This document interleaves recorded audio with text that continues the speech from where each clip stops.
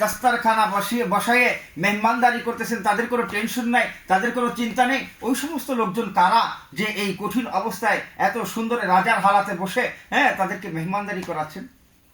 আল্লাহ পাকের পক্ষ থেকে জবাব আসবে, আমার ওই সমস্ত বান্দা যারা দুনিয়ার মধ্যে আমার হুকুমকে আদায় করেছিল। রোজা মাসে বছরে একটা মাস তার প্রতি আমি রোজাকে ফরজ করেছিলাম।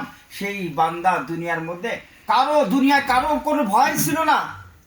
ইচ্ছা করলে সে গোপনে কিছু খেতে পারতো, ইচ্ছা করলে সে কি করতে পারতো, ইফতারি সামনে আসার সাথে সাথে কি সে মানুষজন না দেখে আলাদাভাবে পানি খেলেও খেতে পারতো, বা অন্য কোনো কিছু পান করলে করতে পারতো। কেউ দেখছো না, দুনিয়ার কেউ দেখছো না। কিন্তু যখন ইফতার সামনে আসার পরও আমাকে ভয় করতেছে কেন? যত সময় পর্যন্ত মুয়াজ্জিন সাহেব আল্লাহু আকবার না বলে, তত সময় পর্যন্ত আমার ওই বান্দা কি করেন, পানিও পান করেন, কোনো জিনিস আহারও করেননি। তাহলে একমাত্র লিল্লাহি আল্লাহ